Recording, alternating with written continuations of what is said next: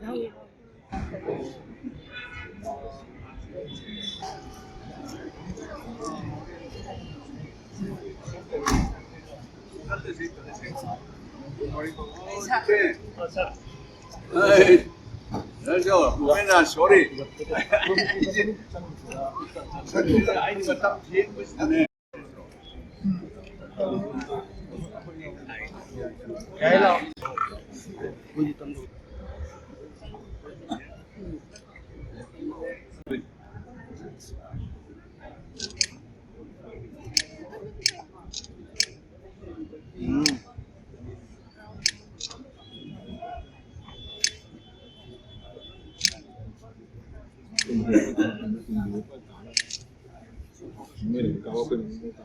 Tamo.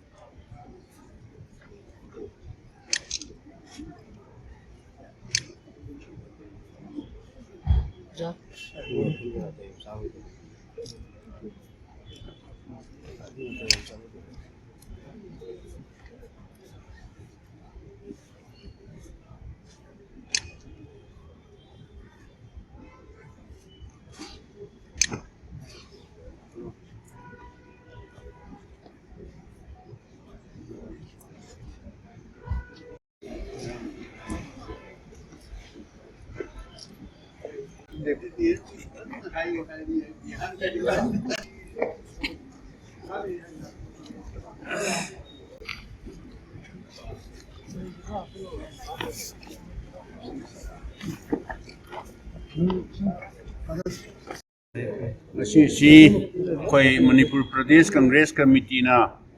organized obidana simbilang bidana haibitare ningkha tammaba Bharat na ningkha tammaba matungda ihan hana khwaidagi Prime Minister oibiramba Pandit Jawaharlal Nehru gi samaga kuntha taruklak suba mapak mupok lumini koi PCC na simbilang bidana organized obidana koi laikraba Pandit ji gi murti da angamba floor good koi hamjaba laimanam to su katsadna Pandit Nehru na koi gi nation state da pibiramba adumba magi contribution mayam adu ningsingna mayam ne hana khangbire Pandit Jawaharlal Nehru asisu Bharat asi matam sangna British ki loilam sasan British na sasan tawduna leiba madubu Bharat tagi tanthokra Bharat asi ningkha tamba leipak ama oinanaba hotnabada Mahatma Gandhi ji gi lusing makhada Pandit Jawaharlal Nehru sisu punsi kathokpa haiba tare tam sangna sahi mapan taragi mayada jail da laidna sisu freedom fighter singi manungda sisu amani haibada aidi haimin matho oi haina khanjai adugi matungda British tanthokhraba matung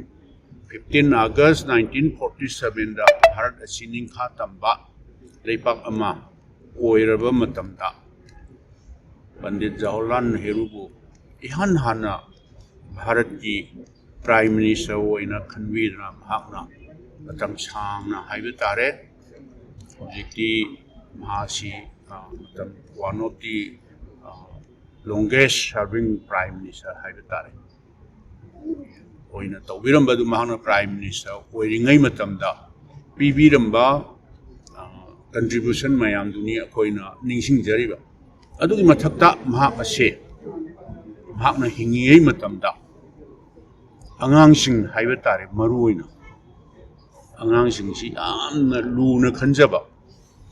aduna ngasi asi akoigi maruoina educational institution mayam sida angangsing gi numit haidra school sida tongan ba competition mayam ama drawing competition kage mabu ningsing ba oina haiba tare aduga pandam di Pandit Nehru ने पाम्बीरंबदी आंगांसिंगसे अखोइगी Tungi future की युम्बी वर्कदोइबनी अखोइगी लेपाक्सिगी लाइबक्से मोइ मखुत्ता लैरब अदुना आंगांसिंगसे Luna तौबा अदु Luna तौबदा नत्तना मसा Mau फाबा यामना healthy ओइबा आंगांग ओइना अखोइ सेंगतबा दरकार ओइ अदुगी मथंगदा आंगांसिंगसिगी right हाइबा तारे यामना मसा मऊ फाबा नागरिक अमम ओइरकपा हाइबसिदी मोइ मखुत्ता अखोइ फ्यूचर सि लाकदोरिबनिना मसा मऊ फाबा अदुगा मोइगी राइट फंगनबा हाइबा तारे से फॉर एग्जांपल द खुदम ओइना अमा खक पंजरबदा राइट टू एजुकेशन हाइ ताजे फ्री एंड कंपल्सरी एजुकेशन आंगांसिंगसे मसा मऊ फाबा नागरिक अमा ओहल मतुंगदा मोइ असे फ्री एंड कंपल्सरी एजुकेशन पीरगा यामना मतिक साबा सिटीजन नागरिक मोइगी मखुत्तनी अखोइना अखोइगी इरैबाक्से सिनरंगदोइबसे मदुगी पांदमदुदनी महांगना आंगांसिंगसे अखोइगी तुंगी युम्बिरेनी हाइदना ओइरकदोरिबनी हाइदना महांगना यामना लूना तौजबा अदुनानी ngasi असे भारत सिनबा थुंगना मागी मपोक नुमित चामा कुंथ्राक सुबा मपोक नुमित सिदा यामना आंगांसिंगसिनासु नुंसीजना चाचा नेहरू हाइदना नाबू लूना तौजबा अदुनानी अखोइना महाकसी अनौब भारत की हाइबे तारे निंखा तमबा भारत की इंग्लिश ता हायरदी महाकसे मॉडर्न आर्किटेक्चर ऑफ इंडिया हाइदना ngasi leiriba india gi ngasi leiriba पृथ्वी की मनुंगदा सुपर पावर बा पृथ्वी मनुंगदा भारत अमन लाइबसे महाकना थोलंबा फाउंडेशन जे हाइन तारे टेक्निकल लमदा वर्सु एजुकेशन की लमदा वर्सु हेल्थ सेक्टर दो इतासु माना थाबिरंबा माना हौबिरंबा फाउंडेशन दो मदुदनेबा ngasi ai सरकार जिदी सरकार अमन लाको याय सरकार अमन सकिबे याय अदुबो मरुइबा बेसिक फाउंडेशन दी पंडित नेहरू ना फोटोक्पिरम थम्बिरंबनी हाइबदा आइदी हाइमन बथोय हाइना खंजेबनी अदुना कोई पुमना मकना लैखिद्रबा महापुरुषिगी मफमदा अरैबा श्रद्धांजलि कच्चद्रा मपुंग ओइबदी कोई पार्टी के हाइबे तारे कोई पार्टी की दी माना मंगजरम मंगदो अखोइना थबक ओइना ओंथोकनबा होनबदा अखोइ कांग्रेस पार्टी कांग्रेस कर्मी अखोइ खुदिमकी दायित्व लई हाइबा ही संसदसी पंडित नेहरू की मपोक चामा कुंथ्रारुक सुबा मपोक की पालन में मरी लेना वाफम कृषि थमजे